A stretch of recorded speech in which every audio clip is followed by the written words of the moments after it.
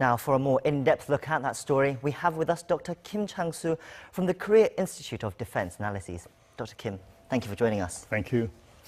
Now, as I mentioned earlier, President Trump has said for several days now that the time and place for the North Korea summit has been finalized. And there are more reports coming from Seoul as well that an announcement is imminent. But it seems like we've been waiting for days now. I mean, do you think there's been a delay, and why do you think it's being held up? I think there's definitely delays, and maybe there'll be another delay because North Korea is increasingly disappointed because there are tough demands, increasing demands from Washington. And because to these, not just PVID, but PVID, the permanent dismantling of their weapons and nuclear material and other WMDs. This is actually amounts to a virtual surrender of North Korea. And this is a total disarmament on the part of the North Korean leadership. That's why, for one thing, North Korea really, after long thought, after second thought, they have a different idea. Okay, it's much better if we just delay this meeting with Mr. Trump rather than having just into one or 2 weeks from today. So that's why the delay has been not just on the U.S. scheme, but it's also the different ideas by the Pyongyang leadership that it might be better to have it defer this meeting a little bit later so that they can have a maximum profits out of this deal. So another very important factor is, I think, the Chinese intervention, because after all, China is becoming pretty much supportive of North Korean regime, because instead of PVID or CVID, Chinese approach of kind of gradual, synchronized approach to dismantle North Korean nuclear weapons, to them is much more reasonable, much more realistic. So they are supportive of North Korea's position vis-a-vis this kind of dismantling. So that's why, as I told you, Trump, there's a report in Mr. Kim visiting Mr. Xi Jinping again in Dalian. I don't know whether this is true or not so far, but this indicates that there is increasing kind of interest on the part of the Beijing leadership that we might intervene in this matter, because this will have a tremendous impact not only on the North Korean leadership but also on us, because we are a part to the Korean War, and if there is a new peace regime on the Korean Peninsula, North Korea and China should be a part to them. So that's why the China factor is already an important one. And finally, of course, Mr. Trump has his own personality, that he doesn't want to be sidelined. He always wants to be put on the center stage. So that's why he's just speculating all kind of different cities, including even Bangkok. I was surprised to hear there another importance in Singapore, and But I think this is, Singapore is it's not a good location for us, because this is talking about the South, the ending to the Korean War, and new peace regime on the peninsula. That should be on the peninsula. That's why Mr. Trump said there is no other, more representative and more kind of important, more lasting place than a third country venue. I think Panmunjom is much more, this is really representative and important and very lasting place than a third country venue that is including Singapore and Bangkok. So I think Mr. Kim, because my interpretation of this, Mr. Trump doesn't want to play a kind of sequel to the inter-Korean summit meeting, which was a real success. So he wants to play a very different role by staging having another stage in a third country rather than in Seoul. So this is something there must be something going on behind the scenes between Pyongyang and Washington. And this time there's a China factor, the Pyongyang factor, and also the Trump factors, of course. Yes. So that's where your money is on then? That's right. For the inter-Korean summit, the location? That's right. Okay. So let's go back to that North Korea and the US, the rhetoric they've been giving over the weekend. So over the weekend, the North state media issued a commentary against the US, and I'm reading here, paraphrasing. The US is misleading the public opinion, saying that sanctions and pressure led to North Korea wanting to denuclearize. The US is deliberately provoking North Korea, and it would not be conducive if the US miscalculates the peace-loving intention of North Korea as a sign of weakness. Now, at the same time, the US issued a statement calling for PVID, as you said, permanent, verifiable, irreversible denuclearization. That's a step up from the previously saying complete denuclearization.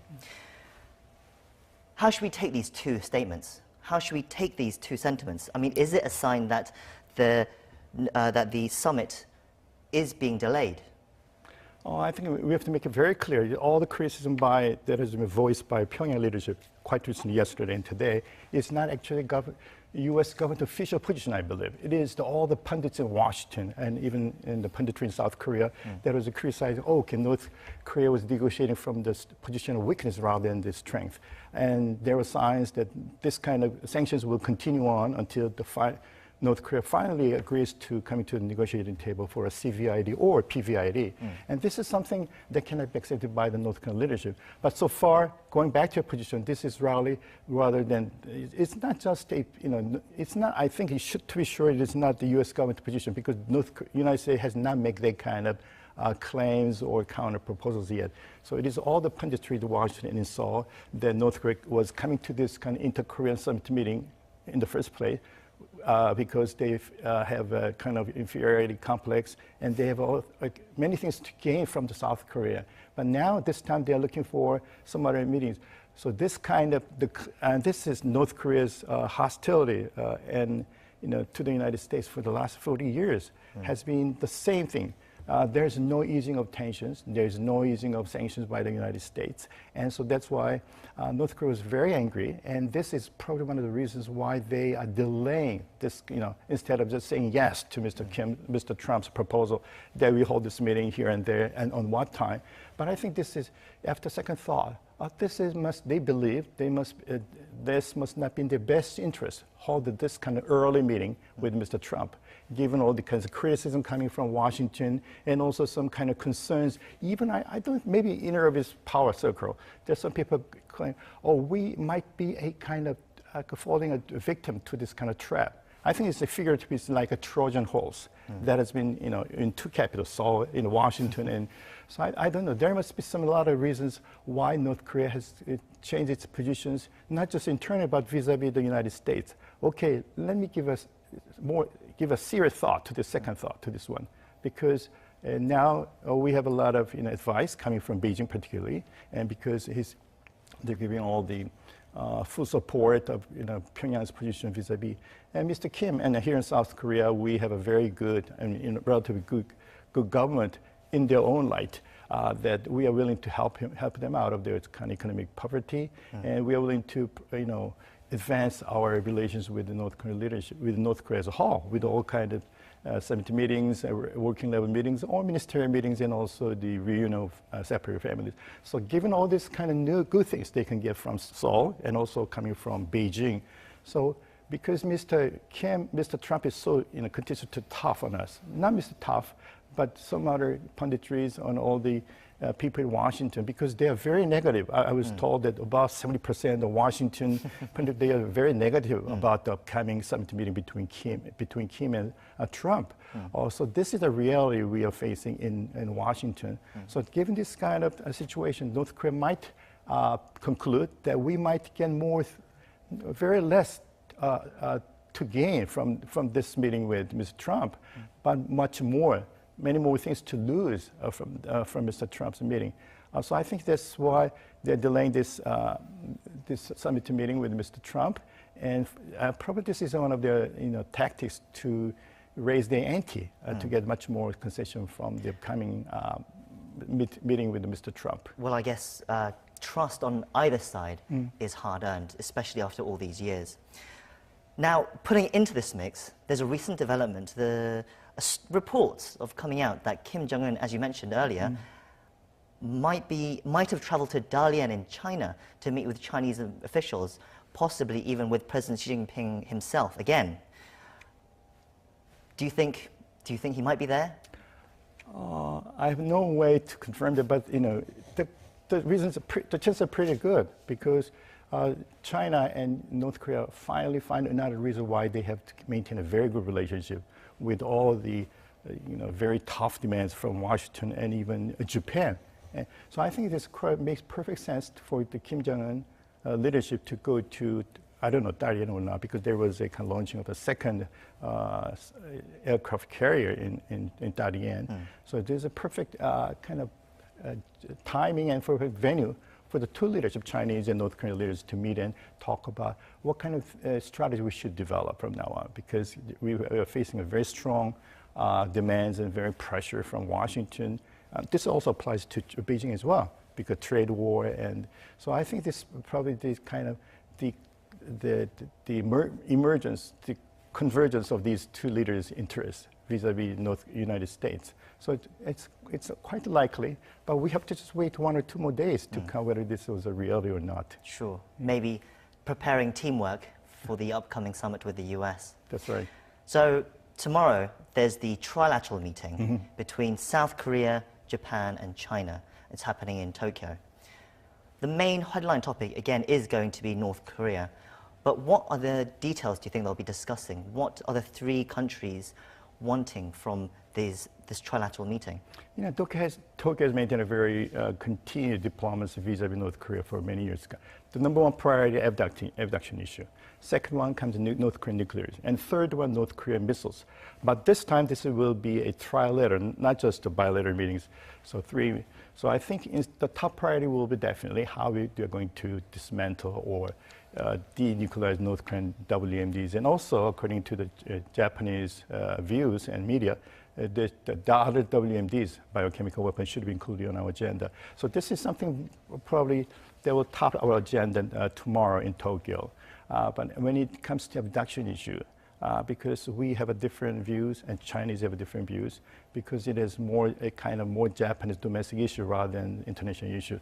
Anyway, Tokyo really wants to put this kind of abduction issue as a kind of variable, important factor that should be discussed among any meetings, bilateral, trilateral, or even 6-party talks later on.